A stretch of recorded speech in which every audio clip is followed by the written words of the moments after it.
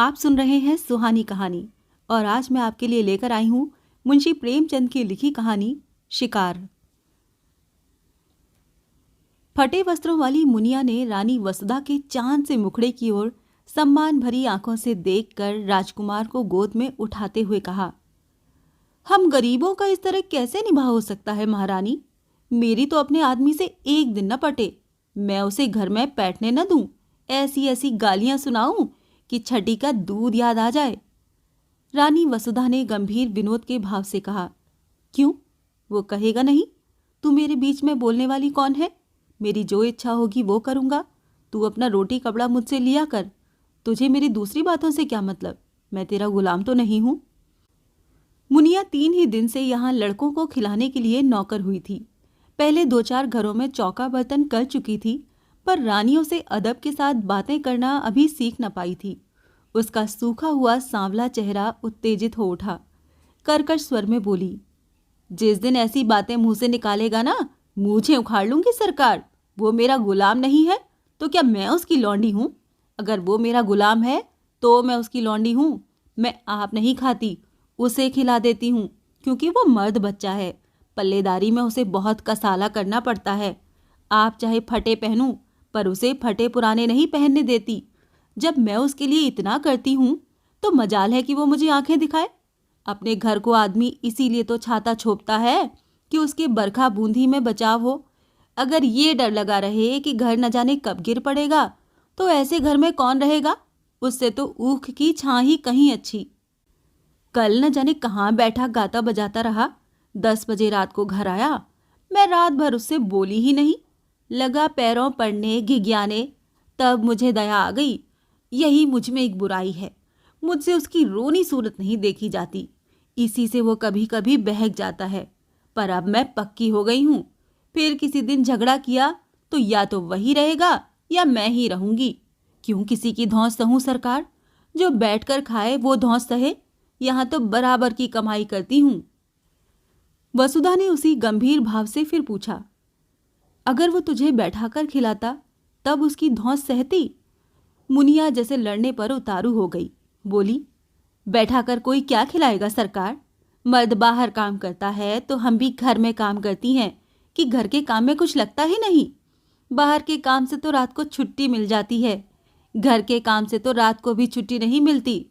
पुरुष ये चाहे कि मुझे घर में बिठाकर आप सैर सपाटा करे तो मुझसे तो न रहा जाएगा। ये कहती हुई मुनिया राजकुमार को लिए हुए बाहर चली गई। वसुधा ने थकी हुई रुआंसी आंखों से खिड़की की ओर देखा। बाहर हरा भरा बाग था, जिसके रंग बिरंगे फूल यहाँ से साफ नजर आ रहे थे, और पीछे एक विशाल मंदिर आकाश में अपना सुनहला मस्तक उठाए सूर्य से आंखें मिला रहा था। स्त्रियां रंग बिरंगे वस्त्राभूषण पहने पूजन करने आ रही थीं। मंदिर के दाहिनी तरफ तालाब में कमल प्रभात के सुनहले आनंद से मुस्कुरा रहे थे, और कार्तिक की शीत रवि छवि जीवन ज्योति लुटाती फिरती थी। पर प्रकृति की ये सुरम्य शोभा वसुधा को कोई हर्ष न प्रदान कर सकी। उसे जान पड़ा प्रकृति उसकी दशा पर व्यंग से मुस्कुरा रही है। उसी सरोवर के तट पर केवट का एक टूटा फूटा झोंपड़ा किसी अभागिनी वृद्धा की भांति रो रहा था। वसुधा की आंखें सजल हो गईं। पुष्प और उद्यान के मध्य में खड़ा वो सूना झोंपड़ा उसके विलास और ऐश्वर्य से घिरे हुए मन का सजीव मित्र था। उसके जी में आया जाकर झोंपड़े के गले लिपट जाऊं और खूब रोऊं। वसुधा को इस घर में आए 5 वर्ष हो गए। पहले उसने अपने भाग्य को सराहा था। माता पिता के छोटे से कच्चे आनंदहीन घर को छोड़कर वो एक विशाल भवन में आई थी, जहां संपत्ति उसके पैरों को चूमती हुई जान पड़ती थी। उस समय संपत्ति ही उसकी आंखों में सब कुछ थी। पति प्रेम गौर सी वस्तु थी, पर उसका लोभी मन संपत्ति पर संतुष्ट न रह सका। पति प्रेम के लिए हाथ फैलाने लगा। कुछ दिनों में उसे मालूम हुआ मुझे परम रत्न भी मिल गया, पर थोड़े ही दिनों में वो भ्रम जाता रहा। कुंवर गजराज सिंह रूपवान थे, उदार थे, बलवान थे, शिक्षित थे, विनोद प्रिय थे और प्रेम का अभिनय भी करना जानते थे। उनके जीवन में प्रेम से कंपित होने वाला तार न था। वसुधा का खिला हुआ यौवन और देवताओं को भी लुभाने वाला रूप रंग केवल विनोद का सामान था। घुड़दौड़ और शिकार, सट्टे और मकार जैसे सनसनी पैदा करने वाले मनोरंजन में प्रेम दबकर पीला और निर्जीव हो गया था, और प्रेम से वंचित होकर वसुधा की प्रेम तृष्णा अब अपने भाग्य को रोया करती थी। 2 पुत्र रत्न पाकर भी वो सुखी न थी। कुंवर साहब 1 महीने से ज्यादा हुआ शिकार खेलने गए और अभी तक लौटकर नहीं आए, और ये ऐसा पहला ही अवसर न था। हाँ, अब उनकी अवधि बढ़ गई थी। पहले वो 1 सप्ताह में लौट आते थे, फिर 2 सप्ताह का नंबर चला, और अब कई बार से 1-1 महीने की खबर लेने लगे। साल में 3-3 महीने शिकार की भेंट हो जाते थे। शिकार से लौटते तो घुड़दौड़ का राग छिड़ता, कभी मेरठ, कभी पूना, कभी बम्बई और कभी कलकत्ता। घर पर ही रहते तो अधिकतर लंपट रईसजादों के साथ गप्पे उड़ाया करते। पति के ये रंग ढंग देखकर वसुधा मन ही मन कुढ़ती और घुलती जाती थी। कुछ दिनों से हल्का हल्का ज्वर भी रहने लगा था। वसुधा बड़ी देर तक बैठी उदास आंखों से ये दृश्य देखती रही। फिर टेलीफोन पर आकर उसने रियासत के मैनेजर से पूछा, कुंवर साहब का कोई पत्र आया? फोन ने जवाब दिया, जी हाँ, अभी खत आया है। कुंवर साहब ने एक बहुत बड़े शेर को मारा है। वसुधा ने जलकर कहा, मैं ये नहीं पूछती, आने को कब लिखा है? आने के बारे में तो कुछ नहीं लिखा। यहाँ से उनका पड़ाव कितनी दूर है? यहाँ से 200 मील से कम न होगा। पीलीभीत के जंगलों में शिकार हो रहा है। मेरे लिए 2 मोटरों का इंतजाम कर दीजिए, मैं आज वहाँ जाना चाहती हूँ। फोन ने कई मिनट बाद जवाब दिया, 1 मोटर तो वो साथ ले गए हैं, एक हाकिम जिला के बंगले पर भेज दी गई है, तीसरी बैंक मैनेजर की सवारी में, चौथी की मरम्मत हो रही है। वसुधा का चेहरा क्रोध से तमतमा उठा। बोली, किसके हुक्म से बैंक के मैनेजर और हाकिम जिले को मोटरें भेजी गई हैं? आप दोनों मंगवा लीजिए, मैं आज ज़रूर जाऊंगी। उन दोनों साहबों के पास हमेशा मोटरें भेजी जाती रही हैं, इसीलिए मैंने भेज दी। अब आप हुक्म दे रही हैं तो मंगवा लूँगा। वसुधा ने फ़ोन से आकर सफ़र का सामान ठीक करना शुरू किया। उसने उसी आवेश में आकर अपना भाग्य निर्णय करने का निश्चय कर लिया था। परित्यक्ता की भांति पड़ी रहकर जीवन को समाप्त न करना चाहती थी। वो जाकर कुंवर साहब से कहेगी, अगर आप समझते हैं कि मैं आपकी संपत्ति की लौंडी बनकर रहूं, तो ये मुझसे न होगा। आपकी संपत्ति आपको मुबारक हो। मेरा अधिकार आपकी संपत्ति पर नहीं, आपके ऊपर है। अगर आप मुझसे जौ भर हटना चाहते हैं तो मैं आपसे हाथ भर हट जाऊंगी। इस तरह की और कितनी ही विराग भरी बातें उसके मन में बगुलों की भांति उठ रही थीं। डॉक्टर साहब ने द्वार पर आकर पुकारा, मैं अंदर आ जाऊं? वसुधा ने नम्रता से कहा, आज क्षमा कीजिए, मैं ज़रा पीलीभीत जा रही हूँ। डॉक्टर ने आश्चर्य से कहा, आप पीलीभीत जा रही हैं? आपको ज्वर चढ़ जाएगा। इस दशा में मैं आपको जाने की सलाह न दूंगा। वसुधा ने विरक्त स्वर में कहा, बढ़ जाएगा, बढ़ जाए, मुझे इसकी चिंता नहीं है। वृद्ध डॉक्टर पर्दा उठाकर आ गया और वसुधा के चेहरे की ओर ताकता हुआ बोला, लाइए, मैं टेम्परेचर ले लूँ। अगर टेम्परेचर बढ़ा होगा तो मैं आपको हरगिज़ न जाने दूंगा। टेम्परेचर लेने की ज़रूरत नहीं है, मेरा इरादा पक्का हो गया है। स्वास्थ्य पर ध्यान रखना आपका पहला कर्तव्य है।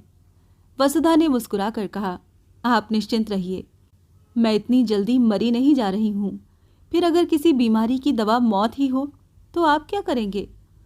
डॉक्टर ने 2-1 बार आग्रह किया, फिर विस्मय से सिर हिलाता चला गया। रेलगाड़ी से जाने में आखिरी स्टेशन से 10 कोस तक जंगली सुनसान रास्ता तय करना पड़ता था, इसीलिए कुंवर साहब बराबर मोटर ही पर जाते थे। वसुधा ने उसी से जाने का निश्चय किया। 10 बजते बजते दोनों मोटरें आईं। वसुधा ने ड्राइवरों पर गुस्सा उतारा, अब मेरे हुक्म के बगैर कहीं मोटर ले गए तो मोटर का किराया तुम्हारी तलब से काट लूंगी। अच्छी दिल लगी है, घर को रोएं, बन की गायें। हमने अपने आराम के लिए मोटरें रखी हैं, किसी की खुशामद करने के लिए नहीं। जिसे मोटर पर सवार होने का शौक हो मोटर खरीदे, ये नहीं कि हलवाई की दुकान देखी और दादे का फतीहा पढ़ने बैठ गए।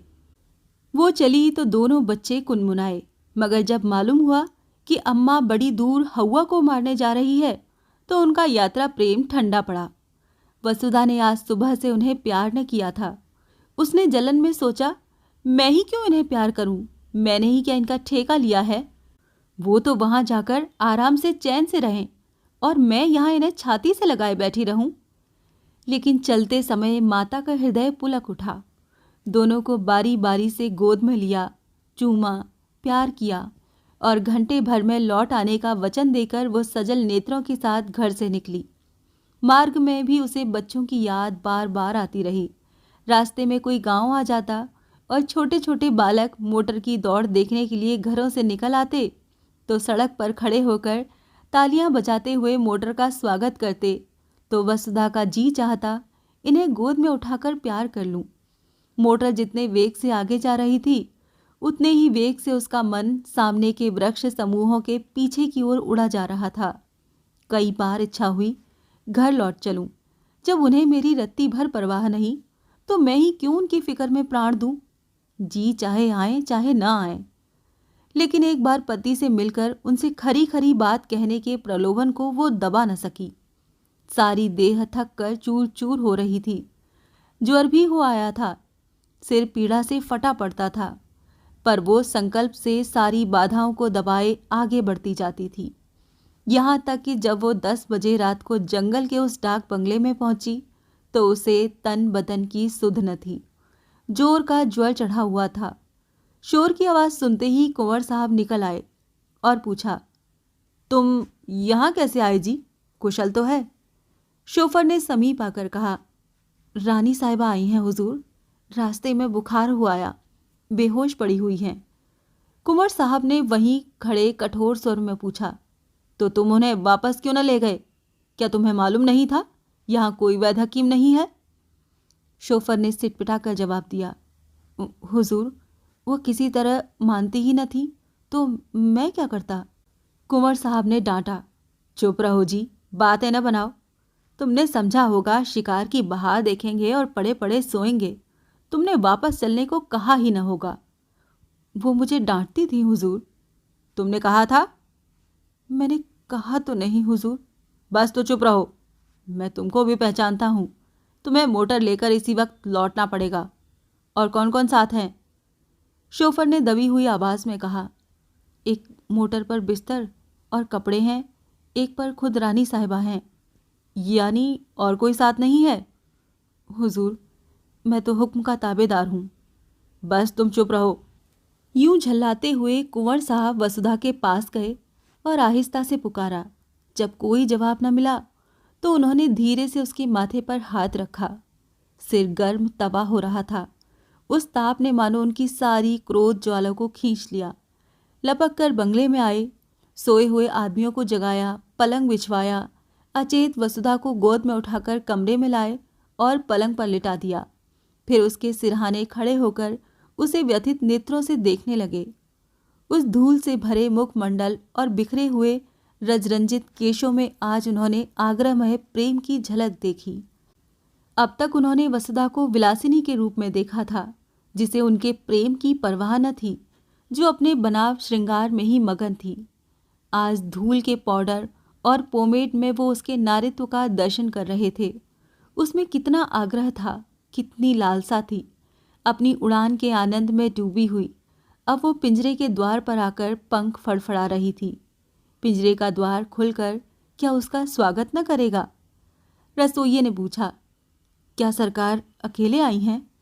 कुंवर साहब ने कोमल कंठ से कहा, हाँ जी, और क्या, इतने आदमी हैं, किसी को साथ न लिया। आराम से रेलगाड़ी से आ सकती थी, यहाँ से मोटर भेज दी जाती। मन ही तो है। कितने जोर का बुखार है कि हाथ नहीं रखा जाता। जरा सा पानी गर्म करो और देखो कुछ खाने को बना लो। रसोइये ने सोचा, ठकुर सुहाती की 100 कोस की दौड़ बहुत होती है सरकार। सारा दिन बैठे बैठे बीत गया। कुंवर साहब ने वसुधा के सिर के नीचे तकिया सीधा करके कहा, कचूमर तो हम लोगों का निकल जाता है। 2 दिन तक कमर नहीं सीधी होती, फिर इनकी क्या बात है। ऐसी बेहुदा सड़क दुनिया में न होगी। ये कहते हुए उन्होंने एक शीशी से तेल निकाला और वसुधा के सिर में मलने लगे। वसुधा का ज्वर 21 दिन तक न उतरा। घर के डॉक्टर आए। दोनों बालक मुनिया, नौकर चाकर सभी आ गए। जंगल में मंगल हो गया। वसुधा खाट पर पड़ी पड़ी कुंवर साहब की सेवाओं में अलौकिक आनंद और संतोष का अनुभव किया करती। वो दोपहर दिन चढ़े तक सोने के आदी थे। कितने सवेरे उठते, उसके पथ्य और आराम की जरा जरा सी बातों का कितना ख्याल रखते। जरा देर के लिए स्नान और भोजन करने जाते, फिर आकर बैठ जाते। एक तपस्या सी कर रहे थे। उसका स्वास्थ्य बिगड़ता जाता था। चेहरे पर स्वास्थ्य की लाली न थी। एक दिन वसुधा ने कहा, तुम आजकल शिकार खेलने क्यों नहीं जाते? मैं तो शिकार खेलने ही आई थी, मगर न जाने किस बुरी साइड से चली कि तुम्हें इतनी तपस्या करनी पड़ गई। अब मैं बिल्कुल अच्छी हूँ। जरा आईने में अपनी सूरत तो देखो। कुंवर साहब को इतने दिनों तक शिकार का कभी ध्यान ही न आया था। इसकी चर्चा ही न होती थी। शिकारियों का आना जाना, मिलना जुलना बंद था। एक बार साथ के एक शिकारी ने किसी शेर का जिक्र किया था। कुंवर साहब ने उसकी ओर कुछ ऐसी कड़वी आंखों से देखा कि वो सूख सा गया। वसुधा के पास बैठने, उससे कुछ बातें करके उसका मन बहलाने, दवा और पथ्य बनाने में ही उन्हें आनंद मिलता था। उनका भोग विलास जीवन के इस कठोर व्रत में जैसे बुझ गया। वसुधा की एक हथेली पर उंगलियां से रेखा खींचने में मगन थे। शिकार की बात किसी और के मुंह से सुनी होती तो फिर उसी आग्नेय नेत्रों से देखते। वसुधा के मुंह से ये चर्चा सुनकर उन्हें दुख हुआ। वो उन्हें इतना शिकार का आसक्त समझती है। अमर्ष भरे स्वर में बोले, हाँ, शिकार खेलने का इससे अच्छा और कौन सा अवसर मिलेगा? वसुधा ने आग्रह किया, मैं तो अब अच्छी हूँ, सच। देखो, आईने की ओर दिखाकर। मेरे चेहरे का वो पीलापन नहीं रहा। तुम अलबत्ता बीमार से हो जाते हो। जरा मन बहल जाएगा। बीमार के पास बैठने से आदमी सचमुच बीमार हो जाता है। वसुधा ने साधारण सी बात कही थी, पर कुंवर साहब के हृदय पर वो चिंगारी के समान लगी।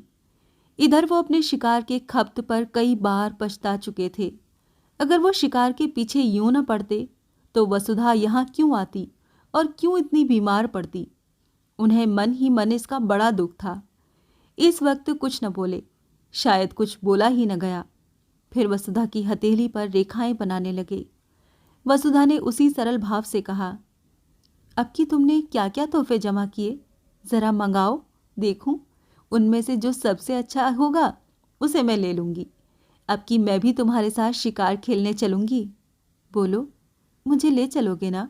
मैं मानूंगी नहीं। बहाने मत करने लगना। अपने शिकारी तोहफे दिखाने का कुंवर साहब को मरज था। सैकड़ों ही खालें जमा कर रखी थीं। उनके कई कमरों में फर्श, गद्दे, कोच, कुर्सियां, मोढ़े सब खालों के ही थे। ओढ़ना और बिछौना भी खालों का ही था। बाघंबरों के कई सूट बनवा रखे थे। शिकार में वही सूट पहनते थे। अब की भी बहुत से सींग, सिर, पंजे, खालें जमा कर रखी थी। वसुधा का इन चीज़ों से अवश्य मनोरंजन होगा। ये न समझे कि वसुधा ने सिंह द्वार से प्रवेश न पाकर चोर दरवाजे से घुसने का प्रयत्न किया है। जाकर वो चीज़ें उठवा लाए, लेकिन आदमियों को पर्दे की आड़ में खड़ा करके पहले अकेले ही उसके पास गए। डरते थे कहीं मेरी उत्सुकता वसुधा को बुरी न लगे। वसुधा ने उत्सुक होकर पूछा, चीज़ें नहीं लाए? लाया हूं, मगर कहीं डॉक्टर साहब न हो। डॉक्टर ने पढ़ने लिखने को मना किया था। तोहफे लाए गए। कुंवर साहब एक एक चीज निकाल कर दिखाने लगे। वसुधा के चेहरे पर हर्ष की ऐसी लाली हफ्तों से न दिखी थी, जैसे कोई बालक तमाशा देखकर मगन हो रहा हो। बीमारी के बाद हम बच्चों की तरह जिद्दी, उतने ही आतुर, उतने ही सरल हो जाते हैं। जिन किताबों में भी मन न लगा हो, वो बीमारी के बाद पढ़ी जाती हैं। वसुधा जैसे उल्लास की गोद में खेलने लगी। चीतों की खालें थीं, बाघों की, मृगों की, शेरों की। वसुधा हर एक खाल नई उमंग से देखती, जैसे बायोस्कोप के एक चित्र के बाद दूसरा चित्र आ रहा हो। कुंवर साहब एक एक तोहफे का इतिहास सुनाने लगे। ये जानवर कैसे मारा, उसके मारने में क्या क्या बाधाएं पड़ी, क्या क्या उपाय करने पड़े, पहले कहाँ गोली लगी। वसुधा हरे की कथा आंखें फाड़ फाड़ कर सुन रही थी। इतना सजीव, स्फूर्तिमय आनंद उसे आज तक किसी कविता, संगीत या आमोद में भी न मिला था। सबसे सुंदर एक सिंह की खाल थी, वही उसने छांटी। कुंवर साहब की ये सबसे बहुमूल्य वस्तु थी। उसे अपने कमरे में लटकाने को रखे हुए थे। बोले, तुम बाघंबरों में से कोई ले लो, ये तो कोई अच्छी चीज नहीं। वसुधा ने खाल को अपनी ओर खींचकर कहा, रहने दीजिए अपनी सलाह, मैं खराब ही लूंगी। कुंवर साहब ने जैसे अपनी आंखों से आंसू पोंछकर कहा, तुम वही ले लो, मैं तो तुम्हारे ख्याल से कह रहा था, मैं फिर से वैसा ही मार लूंगा। तो तुम मुझे चकमा क्यों देते थे? चकमा कौन देता है? अच्छा खाओ मेरे सिर की कसम कि ये सबसे सुंदर खाल नहीं है। कुंवर साहब ने हार की हंसी हंसकर कहा, कसम क्यों खाएं, इस एक खाल के लिए? ऐसी एक एक लाख खालें हों तो तुम्हारे ऊपर न्यौछावर कर दूं। जब शिकारी सब खालें लेकर चला गया तो कुंवर साहब ने कहा, मैं इस खाल पर काले ऊन से अपना समर्पण लिखूंगा। वसुधा ने थकान से पलंग पर लेटते हुए कहा, अब मैं भी शिकार खेलने चलूंगी। फिर वो सोचने लगी, वो भी कोई शेर मारेगी और उसकी खाल पतिदेव को भेंट करेगी। उस पर लाल ऊन से लिखा जाएगा, प्रियतम। जिस ज्योति के मन पड़ जाने से हर एक व्यापार, हर एक व्यंजन पर अंधकार छा गया था, वो ज्योति अब प्रदीप्त होने लगी थी। शिकारों का वृतांत सुनने की वसुधा को चाट सी पड़ गई। कुंवर साहब को कई कई बार अपने अनुभव सुनाने पड़े। उसका सुनने से जी ही न भरता था। अब तक कुंवर साहब का संसार अलग था, जिसके दुख, सुख, हानि, लाभ, आशा निराशा से वसुधा को कोई सरोकार न था। वसुधा को इस संसार के व्यापार से कोई रुचि न थी, बल्कि अरुचि थी। कुंवर साहब इस पृथक संसार की बातें उससे छिपाते थे, पर अब वसुधा उनके इस संसार में एक उज्जवल प्रकाश, एक वरदानों वाली देवी के समान अवतरित हो गई थी। एक दिन वसुधा ने आग्रह किया, मुझे बंदूक चलाना सिखा दो। डॉक्टर साहब की अनुमति मिलने में विलंब न हुआ। वसुधा स्वस्थ हो गई थी। कुंवर साहब ने शुभ मुहूर्त में उसे दीक्षा दी।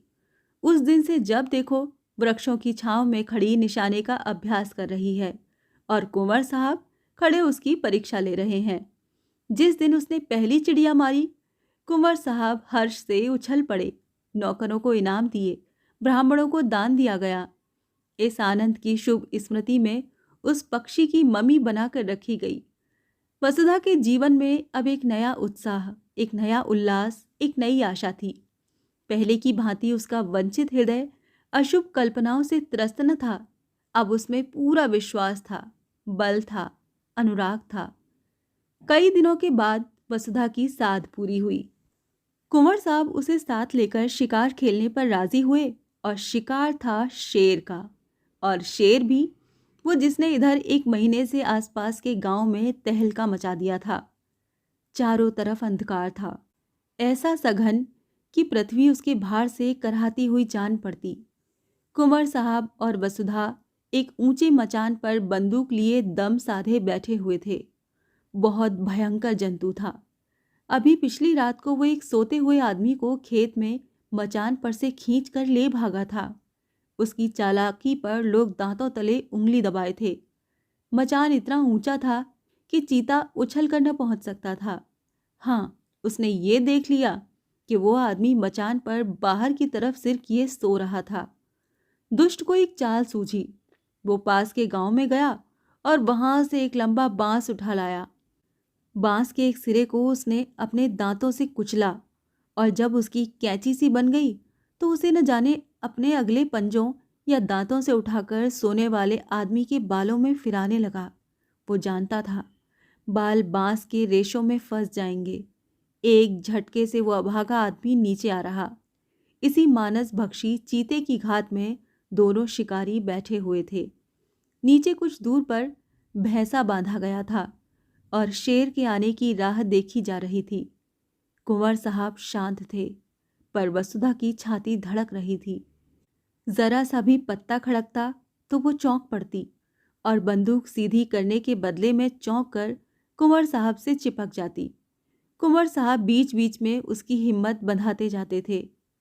ज्यों ही भैंसे पर आया, मैं उसका काम तमाम कर दूंगा, तुम्हारी गोली की नौबत ही ना आने पाएगी।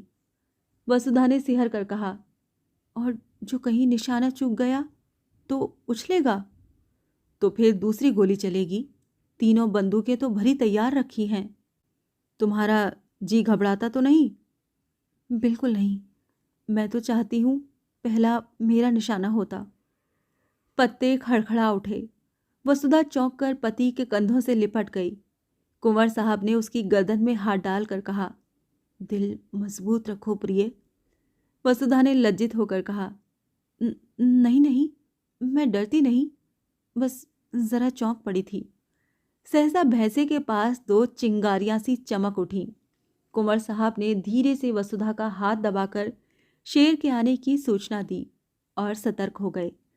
जब शेर भैंसे पर आ गया तो उन्होंने निशाना मारा। खाली गया। दूसरा फायर किया। चीता जख्मी तो हुआ पर गिरा नहीं। क्रोध से पागल होकर इतनी जोर से गरजा कि वसुधा का कलेजा दहल उठा। कुंवर साहब तीसरा फायर करने जा रहे थे कि चीते ने मचान पर जस्त मारी। उसके अगले पंजों के धक्के से मचान ऐसा हिला कि कुंवर साहब हाथ में बंदूक लिए झोंके से नीचे गिर पड़े। कितना भीषण अवसर था। अगर एक पल का भी विलंब होता तो कुंवर साहब की खैरियत न थी। शेर की जलती हुई आंखें वसुधा के सामने चमक रही थीं। उसकी दुर्गंधमय सांस देह में लग रही थी। हाथ पांव फूले हुए थे। आंखें भीतर को सिकुड़ी जा रही थीं। पर इस खतरे ने जैसे उसकी नाड़ियों में बिजली भर दी। उसने अपनी बंदूक संभाली। शेर के और उसके बीच में 2 हाथ से ज्यादा अंतर न था। वो उचक कर आना ही चाहता था कि वसुधा ने बंदूक की नली उसकी आंखों में डालकर बंदूक छोड़ी। धाएं! शेर के पंजे ढीले पड़े। नीचे गिर पड़ा। अब समस्या भीषण थी। शेर से 3-4 कदम पर ही कुंवर साहब गिरे पड़े थे। शायद चोट ज्यादा आई हो। शेर में अगर अभी दम है तो वो उन पर जरूर वार करेगा। वसुधा के प्राण आंखों में थे और बल कलाइयों में। इस वक्त कोई उसकी देह में भाला भी चुभा देता तो उसे खबर न होती। वो अपने होश में न थी। उसकी मूर्छा ही चेतना का काम कर रही थी। उसने बिजली की बत्ती जलाई। देखा शेर उठने की चेष्टा कर रहा है। दूसरी गोली सिर पर मारी और उसके साथ ही रिवॉल्वर लिए नीचे कूदी। शेर जोर से गुर्राया। वसुधा ने उसके मुंह के सामने रिवॉल्वर खाली कर दिया। कुंवर साहब संभल कर खड़े हो गए। दौड़कर उसे छाती से चिपटा लिया। अरे ये क्या? वसुधा बेहोश थी। भय उसके प्राणों को मुट्ठी में लिए उसकी आत्मरक्षा कर रहा था। भय के शांत होते ही मूर्छा आ गई। 3 घंटों के बाद वसुधा की मूर्छा टूटी। उसकी चेतना अब भी उन्हीं भयप्रद परिस्थितियों में विचर रही थी। उसने धीरे से डरते डरते आंखें खोली। कुंवर साहब ने पूछा, कैसा जी है प्रिय?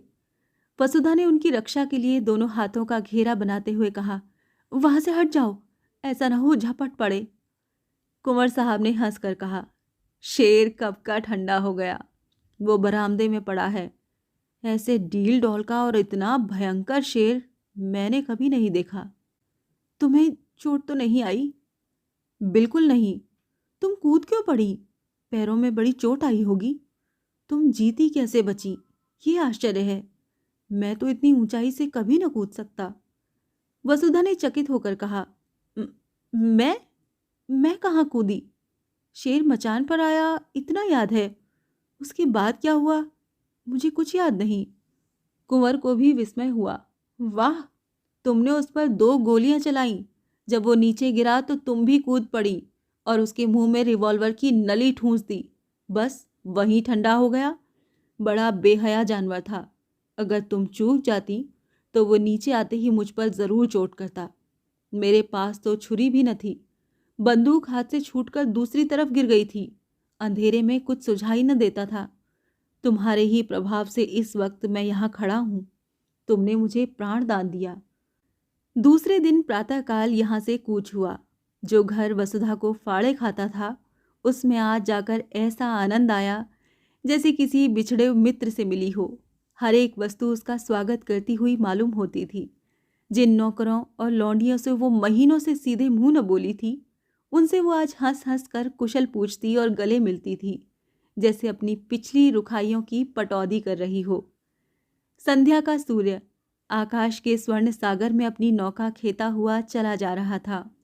वसुधा खिड़की के सामने कुर्सी पर बैठकर सामने का दृश्य देखने लगी। उस दृश्य में आज जीवन था, विकास था, उन्माद था। केवट का वो सूना झोंपड़ा भी आज कितना सुहावना लग रहा था। प्रकृति में मोहिनी भरी हुई थी। मंदिर के सामने मुनिया राजकुमारों को खिला रही थी। वसुधा के मन में आज कुलदेव के प्रति श्रद्धा जागृत हुई, जो बरसों से पड़ी सो रही थी। उसने पूजा के सामान मंगवाए और पूजा करने चली। आनंद से भरे भंडार से अब वो कुछ भी दान कर सकती थी। जलते हुए हृदय से ज्वाला के सिवाय और क्या निकलती। उसी वक्त कुंवर साहब आकर बोले, अच्छा, पूजा करने जा रही हो? मैं भी वहीं जा रहा हूँ। मैंने एक मनौती मान रखी है। वसुधा ने मुस्कुराती हुई आंखों से पूछा, कैसी मनौती?